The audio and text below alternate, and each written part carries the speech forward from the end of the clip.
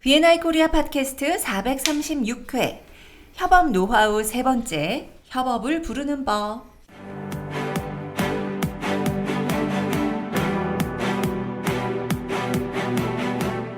여러분은 지금 B&I 코리아 공식 팟캐스트를 듣고 계십니다. 세계적인 협업 전문가 존 내셔널 디렉터가 전해주는 비즈니스 네트워킹과 리퍼럴 마케팅에 관한 최신 정보와 노하우. 어떻게 하면 B&I를 통해 여러분이 사업을 키울 수 있는지 확인해 보시기 바랍니다.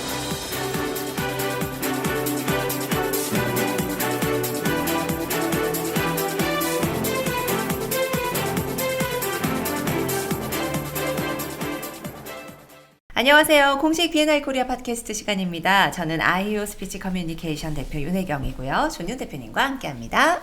네, 안녕하세요. 반갑습니다. 반갑습니다. 할 얘기가 끊이지 않네요. 협업 노하우 세 번째 시간입니다. 그러게 10몇 년을 이 짓 하고 있었으니까 뭐. 시간이 참 빠르죠. 맞아요. 시간이 빨라서 벌써 11월이 됐습니다. 그러게요.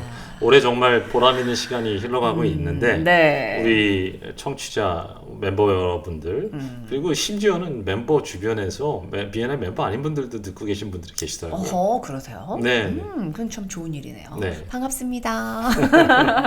협업을 부르는 법? 네, 네, 오늘의 주제는 협업을 부르는 법. 맞습니다. 지금 시리즈로 처음에 그 질투는 나의 힘이 아닌 거에 대해서 얘기했고 네. 그 이유는 협업이라는 그 사업 기회에 가기 위해서 그 입장권을 받기 위해서는 그 너무 질투가 많은 사람들은 협업하기가 어렵다. 기회가 오지 않는다. 오지 않는다. 기회가 와도 힘들다. 네, 맞아요.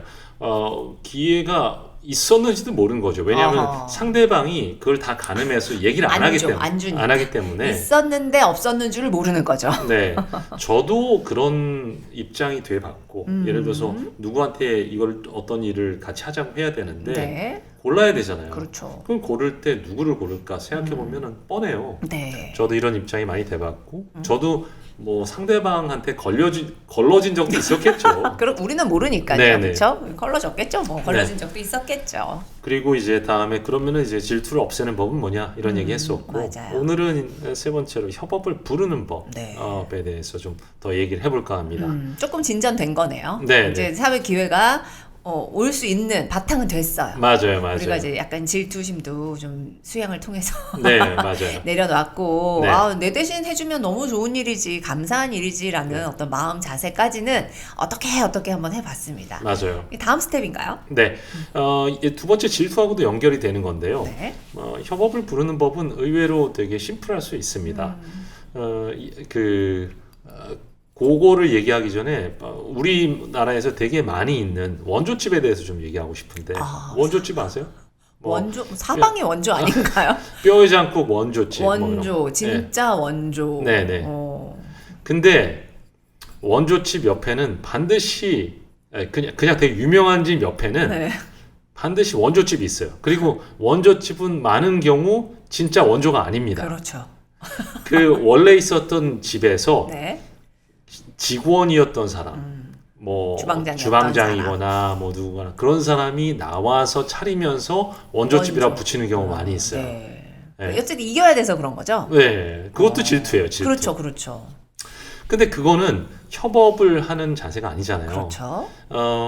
우리나라가 질투가 많다는 거는 그 원조집들이 많은 걸 보면 알 수가 있어요. 그 주변에 그렇게 많이 있는데 원조, 진짜 원조, 뭐 최고 원조, 별의별 원조들이 많이 있는 거예요. 어디가 원조지? 이거 다 원조인데. 근데 화교들 같은 경우에는 굉장히 다른 방식으로 생태계를 구축합니다. 그래요? 우리나라에서는 유명한 집 주변으로 똑같은 데가 모여가지고 진짜 원조 경쟁을 한다면 맞아. 화교 같은 경우에는 예를 들어서 그 맛있는 집이 있어요. 네. 맛있는 집이 뭐 딤섬집이 있다고 해봐요. 딤섬집이 있으면 딤섬집 집에 많이 사람들이 올 거 아니에요. 네. 그럼 그 딤섬집 먹고 나면 뭐 하겠어요? 뭐 디저트 먹고 싶을 거 아니에요. 그러면 디저트 디저트 집이 생겨. 딤섬집하고 디저트 집이 생기면 그 다음에 또 뭐가 필요할까? 그럼 뭐 커피숍이 생기든가 뭐 이런 것들이 이 트래픽을 만들어준 이 원래 그렇죠. 원조집을 컨텍스피어를 중심으로 해서 이분들의 기여에 네. 감사하면서 이게 같이 공생하는 생태계를 만드는 거예요. 이 유명하고 맛있는 식당 덕분에 사람들이 여기 이렇게 많이 오게 됐지. 네. 그런 감사를 갖는다는 거죠. 맞아요. 그래서 제가 최근에 저희 그 오피스도 있는 연수원이 있는 양양에 네. 되게 유명한 집이 있어요. 거기 빵집이 있는데 네. 빵집 많이 갑니다 거기에. 근데 그 빵집 옆에 카레집이 생겼어. 맛있겠다. 완전히 논한 가운데 있는 빵집이에요. 아 진짜로요? 그래서 찾아가는데 그 옆에 카레집이 생겼어. 그래서 가봤더니 그 빵집에 친한 언니가 하는 빵집. 친언니는 아니고. 어쨌든. 그렇게 해서 그 빵집 주인이 네. 언니 여기 와서 우리 같이 하자 해서 하는 거야. 그 옆에는 또 무슨 인테리어집 뭐 이런 게 있어. 네. 그것도 뭐 지인이에요? 그 빵집하고 관련된 집. 뭐 거기에서 자동차 정비하는 집도 거기에 관련된 집. 무슨 촌을 하나 만드시네요. 네, 그 빵집 주인께서. 완전히 논에 아무것도 없는 데이기 때문에 네. 땅값이 쌌겠죠. 그렇죠. 거기에 빵집이 먼저 그 털을 잡고 그 다음에 빵집만으로 안 되게 이 사람 우리 고객들이 왔을 때 또 밥도 먹으면 좋잖아요. 그렇죠. 그럼 그 밥 먹는 데가 생기면 밥 먹으러 사람이 왔다가 또 빵도 살 거 아니야. 그렇죠. 그런 식으로 해서 시너지가 나도록 하는 거죠. 그건 무슨 얘기를 하고 싶냐 하면 협업을 부르는 법이 어떤 것이냐. 네. 먼저 한 사람, 어떤 걸 갖고 있는 사람의 재산권과 기여, 공헌을 인정해 주는 거예요. 우리나라에선 그게 잘 안 됩니다. 우리나라에서는 누가 만들잖아요. 그 만든 거 똑같이 해서 이름만 잠깐 바꿔요. 뭔가 방법을 조금만 틀어. 그렇게 해서 거기에서 옆에서 그 사람 것을 뺏으려고 해요. 맞아. 예. 이것은 뭐냐면 욕심이 많은데 창의성이 없고 네. 염치가 없는 사람들이 그런 걸 한단 말입니다. 네. 이거는 우리가 이제 선진국에 들어가는 입장에서 이 문화는 바꿀 때가 됐어요. 네. 그리고 이게 왜 바꾸는 게 중요하냐면 이런 게 있는 사람은 협업이 안 돼요. 맞습니다. 협업이 안 되면 큰 돈을 못 법니다. 맞습니다. 자, 그렇게 된다면 어떻게 해야 되냐? 상대방이 갖고 있는 걸 뺏으려고 하면 안 된다. 오히려 상대방이 갖고 있는 거에 대해서 오마주를 해주고 그거를 인정을 해줘야 된다. 네. 그게 협업을 부르는 법이다. 이거 듣다 보니까 우리 B&I 핵심 철학 감사와 인정 네. 바로 직결되는 그런 스토리네요. 네. 그래서 그 B&I에서도 그렇고 다른 지식 산업 하시는 분들 네. 중에서 그런 게 있는데 교육 같은 거 하잖아요. 그럼 어디 교육을 갔어. 되게 쌈박한 얘기 들었어. 그러면 그거 가져가서 그냥 장표 조금 만들어 바꿔가지고 내 건 것처럼 얘기해요. 네. 그런 거 너무 많이 봐요. 네. 심지어는 자기 책에도 그냥 너무 염치 없이 그냥 그렇게 써. 근데 그렇게 하면 나중에 사람들이 그걸 알잖아요. 그럼 얼마나 화가 나겠어요. 그렇죠. 그럼 그 사람이 오는 걸 막아. 그럼 서로 공유 안 해줘. 그렇죠. 그렇게 기회가 또 없어지네요. 네. 네.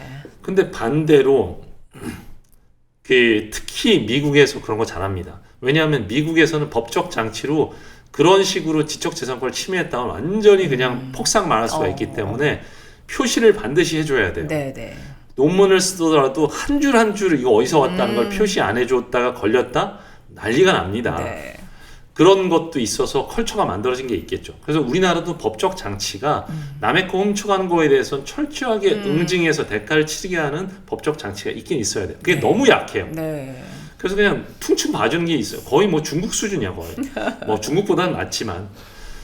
근데 그거를 법적인 거는 문화가 또 법적인 걸로 되는 것도 있단 말이죠. 네. 그래서 우리 멤버들부터 이걸 잘 지키면 협업해서 돈 벌 기회가 많아지기 때문에 뭘 하냐? 내가 누구한테 되게 근사한 얘기 들었다.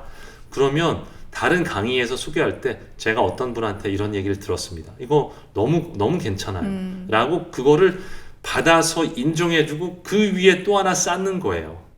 그런 걸 하면은 다른 사람 그분이 왔을 때 그걸 듣고 있을 때 얼마나 뿌듯하겠어요. 그렇죠. 그분이 왔을 때 얼굴이 화끈거리면 안 되잖아요. 맞아요. 네, 그게 협업을 하는 지름길이다. 야, 협업하고 싶으십니까? 네. 그렇다면 네. 상대가 가지고 있는 그런 오리지널리티 같은 것들을 좀 인정하고 네. 감사까지 표할 수 있는 그런 좀 레벨루가 높은 그런 우리 멤버들이 되셔야겠네요. 네, 예수님이 그런 얘기했잖아요. 남의 것 탐하지 말라. 그 예수님이 협업 전문가예요. 네? 그렇게 볼 수 있겠네요. 네. 좋습니다. 자, 협업 시리즈 다음 주에도 이어질런지 또 기대해 보면서 오늘은 여기서 마칠게요. 다음 주에 인사드리겠습니다. 고맙습니다. 안녕히 계세요.